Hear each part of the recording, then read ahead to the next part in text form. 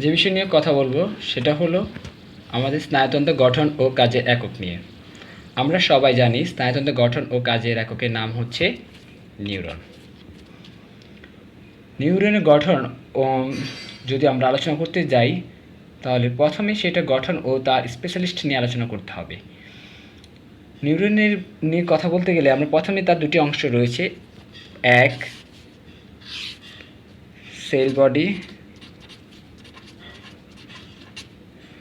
যেটাকে সোমা বলা হয়,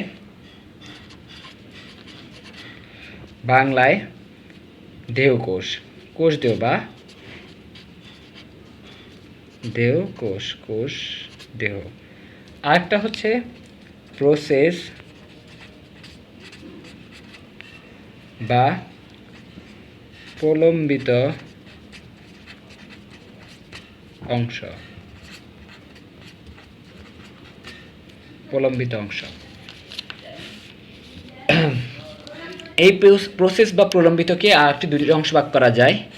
সে দুইটা অংশ হচ্ছে একটা এক্সন, আরেকটা হচ্ছে ডেনড্রাইট।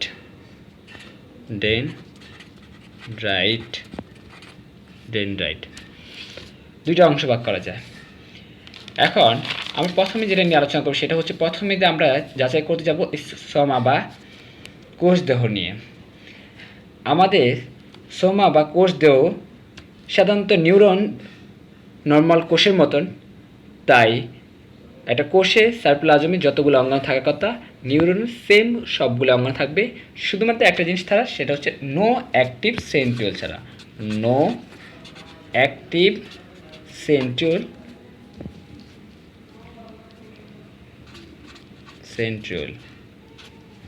No active centriole. আচ্ছা, অ্যান্ড আরেকটা জিনিস আসছে নো অ্যাক্টিভ সেন্ট্রিওল। আচ্ছা, সেন্ট্রিওলের কাজ কি? সেন্ট্রিওল থাকলে কি হতো? আচ্ছা, আমরা জানি যে আমাদের কোষ সেল ডিভিশন, আমাদের প্রত্যেকটা কোষ কী করে? কোষ বিভাজন বা সেল ডিভিশন হয়।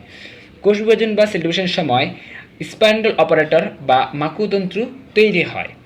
এই স্পান্ডল বা অপারেটর বা মাকুতন্ত্র তৈরি করে এই সেন্ট্রিওলের সাহায্যে। এখন সেন্ট্রিওল না থাকার কারণে নিউরন কোষ বিভাজনে অংশগ্রহণ করে না। যদি নিউরনে সেন্ট্রিওল থাকতো তাহলে কি হতো? নিউরন সেল ডিভিশন হতো, তাহলে নতুন কোষ সৃষ্টি হতো এবং পুরাতন কোষগুলো নষ্ট হয়ে যেত। যার ফলে আমরা জানি যে আমাদের স্মৃতিগুলো আমাদের ব্রেনের ভিতরে সংরক্ষিত অবস্থা থাকে। তাহলে পুরানো কোষগুলো যখন নষ্ট হয়ে যাবে তাহলে আমাদের স্মৃতিগুলো নষ্ট হয়ে যাবে, সেই জন্য নো অ্যাক্টিভ সেন্ট্রিওল। এছাড়া আরও একটা জিনিস পাওয়া যায়, সেটা হচ্ছে নিসেল দানা। একটা জিনিস পাওয়া যায় সেটা হচ্ছে কি? নিসেল দানা পাওয়া যায়। কি পাওয়া যায়? নিসেল দানা পাওয়া যায়। নিসেল দানা বা নিসেল গ্র্যানিউল, ঠিক আছে? দুইটা জিনিস পাওয়া যায়, ঠিক আছে? এই নিসেল দানা বা নিসেল গ্র্যানুলের কাজ কি? এটা হচ্ছে নিউরনে প্রোটিন তৈরিতে সাহায্য করা। কি করা? প্রোটিন তৈরিতে সাহায্য করা। এবার আমরা নিউরনের ছবি দেখে আমরা নিউরন স্ট্রাকচার সম্পর্কে জানতে যাব। আচ্ছা, এই যে এখানে এতটুকু অংশ, এটা হচ্ছে নিউরনের সেল বডি বা সোমা, যেটাকে আমরা বাংলা বলে কি? কোষদেহ। এই যে গোলাকার সবুজ অংশটা, সেটা হচ্ছে তার নিউক্লিয়াস আকৃতি একটু বড় হবে। এখানে সাইটোপ্লাজম সব ধরনের অঙ্গাণু পাওয়া যাবে, শুধুমাত্র নো অ্যাক্টিভ সেন্ট্রিওল ছাড়া।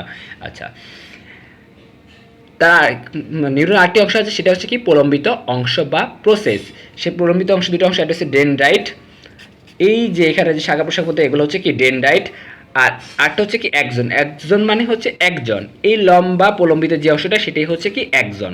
আচ্ছা, একজন এবং আমাদের সেল বডি যে অংশে যুক্ত হয়েছে বা যুক্ত স্থানকে, সেটাকে বলে একজন হিল্লক। কি বলা হয়? একজন হিল্লক। একজনেরকে চারদিক দিয়ে যেই কোষগুলো ঘিরে রেখেছে সেগুলোকে বলা হয় সোয়াম সেল বলা হয়। সেগুলোকে কি বলা হয়? Swarm cell. একজনের এই চারদিকে একটা আবরণ রয়েছে, সেই আবরণ, এই যে আবরণটা রয়েছে, সেই আবরণটার নাম হচ্ছে মাইলিন শীথ। এই মাইলিন শীথ আবরণটা ফ্যাট বা চর্বি দ্বারা তৈরি। আমরা জানি যে আমাদের উদ্দীপনাগুলো প্রথমে নিউরনের কোথায় গঠন করে? সেল বডিতে আসে। সেল বডি থেকে সেটা একজন দিয়ে একজন টার্মিনাল দিয়ে অন্য নিউরনে প্রবেশ করে, অর্থাৎ প্রথমে কোথায় যায়, নিউরনে যায়, নিউরন থেকে সরাসরি কোথায় চলে যায়, একজন দিয়ে অন্য একটা নিউরনে প্রবাহিত হয়।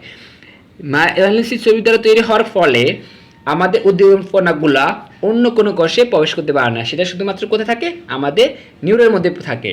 যেহেতু আমরা জানি যে আমাদের উদ্দীপনাগুলা ইলেকট্রিক ম্যাগনেটিক ওয়েভের মাধ্যমে মতোই চলাফেরা করে থাকে, খুব স্পিডলি চলাফেরা করে।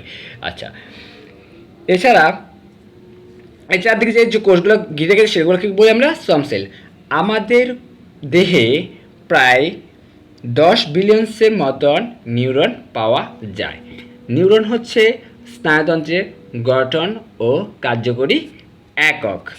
এই যে নিচের এই দুটা, এটাকে বলা হয় একজন টার্মিনাল। এই টার্মিনাল দিয়ে অন্য কোনো নিউরনে প্রবেশ করে থাকে।